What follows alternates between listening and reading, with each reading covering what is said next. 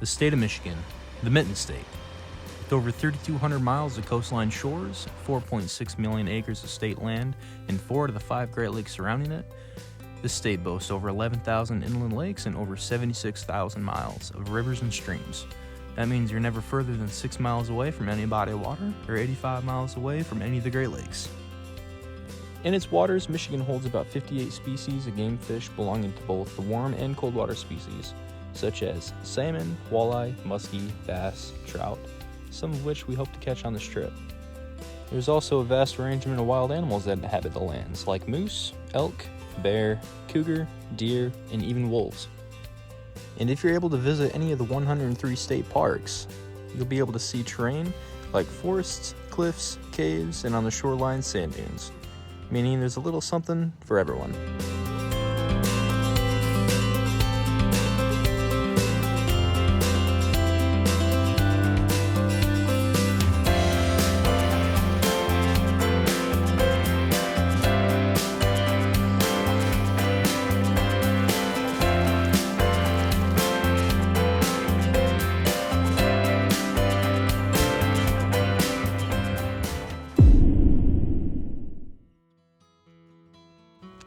This trip started as a thought about a half year ago when we were about to move to Arizona.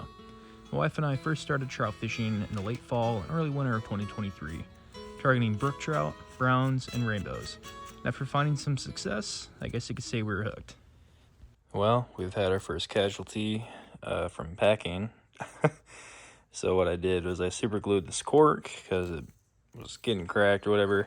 Turned out it went down in this reel face basically, and when I tried to take off the reel, just snapped. So like the rod's still in working condition, we just can't bring it along because we can't put it in the tube. So there's that. Fishing has always been a staple for us, and we've always known trout were right in our backyard. Why haven't I ever tried for them? I have no idea. Colors of fall spawn, speckles, and halos paired with the backdrop of the Northwoods wilderness were a dream. But like any dream, it must come to an end. And then all too soon came the rude awakening of a closed season, and with it, left a hole that only a misty memory could fill. For now.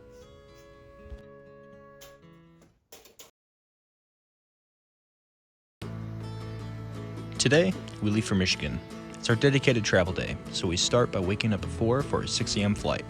Then, we fly through 2 time zones and land around 2 p.m. in South Bend, Indiana. From there, we immediately start driving and making our way up to the Northwoods.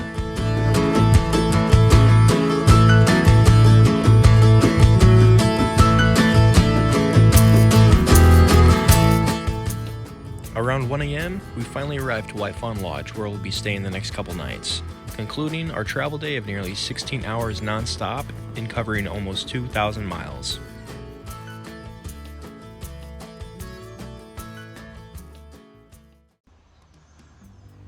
We start early, eager, and anxious to get fishing. Today, we're splitting up between the boat and the kayaks. I'm taking my wife and brother-in-law to a spot my wife and I have been before on 2 occasions, the only 2 times we've ever targeted brook trout. Now this spot, to us, was tried and true, and on both times we've been here, we've caught fish, so our plan of attack was simple. Use the same lures, the same depth, and the same speed as before, and we for sure were going to hook into some fish. And so, with raised confidence, we launched our boats and started fishing, and fishing, and fishing. After hours and cast after cast after cast, we were beginning to wonder what we were doing wrong. There was a big cold front that blew in days earlier that cooled the air and the water to about what it was last fall. And we were using similar techniques, but we were only getting the very, very occasional, very light bites. After hours, when I finally got a bite from a decent-sized fish, I lit up. I finally hooked up. But as I was reeling it in, I saw colors that didn't quite match the ones I was expecting. When I landed this perch, all I could feel was disappointment. Not because it wasn't a trout, but because this fish wasn't even supposed to be here. As my mind began to wander, I threw on a smaller bait to do some investigating. And my fear was realized. Schools and schools of baby perch, no longer than a few inches long. These fish were released and clearly spawned, as there is a ton of baby fish. These fish are invasive to these waters, and although there may be some in a nearby pond, lake, or stream, they're not supposed to be here in designated trout water. And for a designated trout spot, it's kind of heartbreaking to see the fishery ruined. This one hopefully will recover, but we have to do our best in keeping fish that aren't supposed to be in certain bodies' water out. Dude, that thing just slid right past us. I think we need to go through the... I don't know, honestly. I said we just put it through the window. That kayak just flew off of here. After a tough and unsuccessful first day, between bad weather, a tainted lake, and series of unfortunate events, the start of day 2 wasn't exactly going smooth either. With the day being overcast and rainy with a high of 47 degrees all day, we knew it was going to get uncomfortable, but we were willing to stick it out for the fishing conditions. Where are we? Dude, we're at lake after a grueling 35-minute drive and losing the kayaks three times. This view. Yeah, one flew off, but This is our launch point right here. Nice.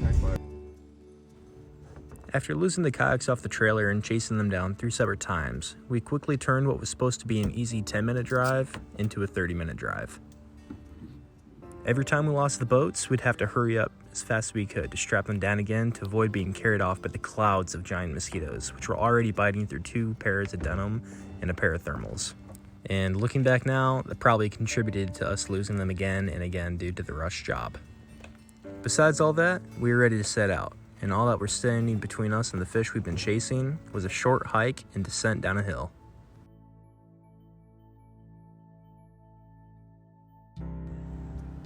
After launching, we were locked in, laser focused, on the hunt. We weren't leaving until we caught our brookies. So, we fished, and we fished really hard. We got a few light bites here and there, but we never managed to get one on the hook.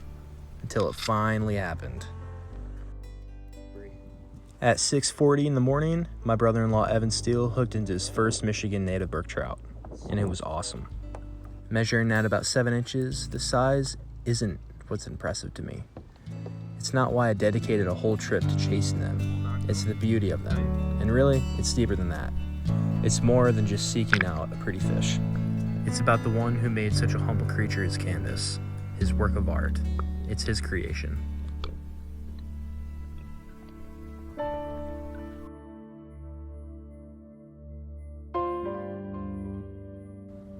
There's something about being wild.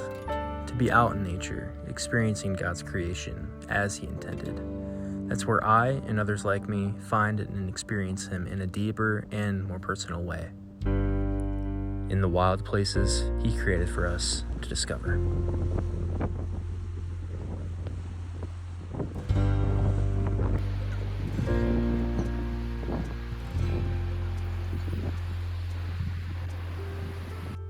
After a few more hours of fishing, we decided to pack it up and head back to base camp for some lunch and a well-needed nap. It was great that Evan caught his first brook trout, but we weren't ready to call it quits just yet. We wanted one more shot at these fish. We'd be coming back later tonight. Alright, we're on Operation Brook Trout or Bust. We went to this lake this morning. We got a lot of bites, but they were... Yeah. And we didn't even reel them in, so that's kind of sad. Yeah. But So my brother-in-law caught one brook trout. He's about 7-8 inches. Probably already seen in the video by now, but we're coming back. It's cold. It's rainy. We're gonna fight through it. We're underprepared. We got 4 different methods we're gonna try out. Right now, it's brook trout or bust. Like, it's end game. yeah, the tug is the drug, so It's end game time. living on it right now. So we're stepping into it. It's our last night here. We prayed, we got faith. Yep. We're gonna give it our all. You miss every shot you don't take. Yes, sir. So we're going to our secondary lake here in a second, and basically we're gonna try fly fishing, we're gonna try drop shotting, we're gonna try spinners. We're basically gonna throw every trick in the book we have at them and see what we can do. We prayed about it. We're thinking and we're believing and we're standing in faith that we are breaking through the shell, and that we're just stepping into the light at the other side of the tunnel, and that we're gonna hook into some fish here. Yeah. After a nap, some food, and a midday storm, Hudson and I were ready to go back out and try our hand at our own brookies for the final time. We've had a rough go this entire trip so far, and between the little things like bad weather and bad fishing to the far more serious things like health issues and equipment failure, it really did feel like everything has been working against us. To be honest, I don't really mind fishless days every now and then. It happens. But when it's summer and the temperature drops to 40 degrees and rainy as soon as you fly across the country to fish in a trip you've planned for over a half year in advance, it gets a little irritating when you sit in a kayak freezing and wet for 12 hours a day with no yield. But even so, we carried on, positive and hopeful, standing in faith as we said that we are stepping into the light at the end of the tunnel. And the only remedy to catching no fish is to fish, and fish, and fish. Now, I've gone long periods of time without getting bites, and I've even gone entire days of fishing on separate days without getting a bite. But this time, it felt like an eternity. Hours go by without any luck, and it almost seems like my mind forgot what brookies even looked like, because on every cast that I reeled in my fly or my spinner, it seems like I'd hallucinate a fish behind it, psyching myself out every time, with the hopes that one of the times it would be real, and I'd be able to lay eyes on the colors of olive, crimson, yellow, and blue once again. With the sun going down and our window quickly closing, it was coming down to the wire. But at 9:16 p.m., Hudson got a bite. A shiner minnow, another species I didn't think to catch. An unlikely fish in this water, but it kept us from the skunk. And from there, we called it a night, and an end to our hunt for the old speckled square-tailed fish, the brook trout. They got the drop on us this time, but we'll be back again, on some other day, on some other trip.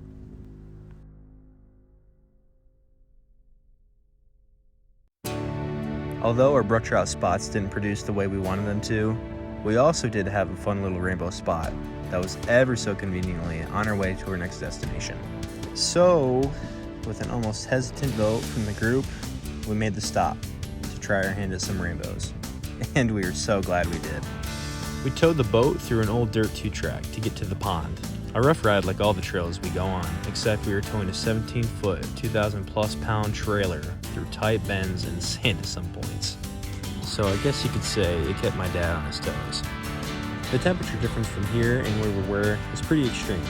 By the time we started fishing, it was just over 65 degrees and sunny, a wild difference from our days of 44 degrees and rainy from only a few hours away. After unloading the rods from the boat, and unfortunately breaking a tip in the process, we tied up, and on his second cast, Hudson got hit. He reeled in a stud of a bow and released him quickly. Shortly after, my dad got his very first rainbow and overall very first trout he's ever caught. He was stoked, as was I. My dad taught me how to fish growing up, and I practically grew up in the bow alongside him.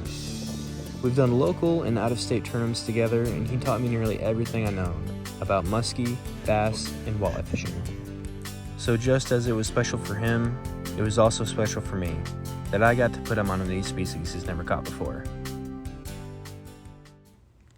Right after the release, we got a call from the other car. And at some point as they were driving to the next campsite, the boards of the kayak trailer came loose and out went the kayaks. As disappointing as it was, at this point we just had to relax and laugh it off. And with all that has happened already on this trip, we just had to roll with the punches.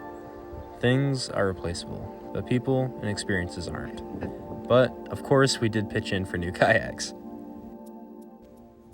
With 2 rainbows already on the board, Hudson and my dad just kept running the numbers up, totaling 7 fish together, while Evan, Maya, and myself remained fishless.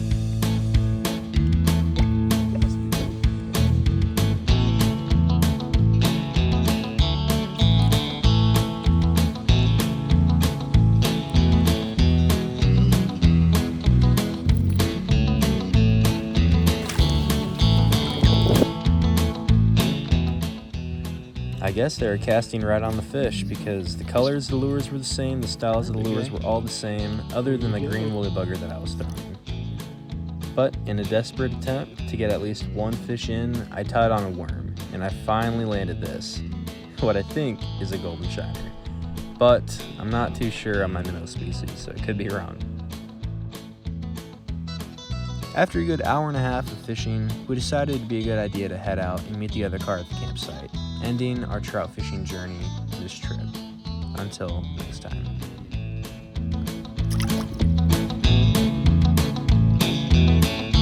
Do that cool squiggly thing. Oh man, you're getting it far. All right, we're on Operation Brook Trout or Bust. Why, Justin? I don't know why. Because the tug is the drug. All right.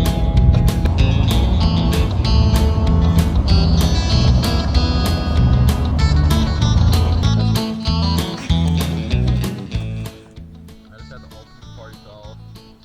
Just lost my rod. No, I just get burnt. It's in the water. Here it was in the water. Low key, I'm gonna take a break from this. Fly rod is too stressful for me right now.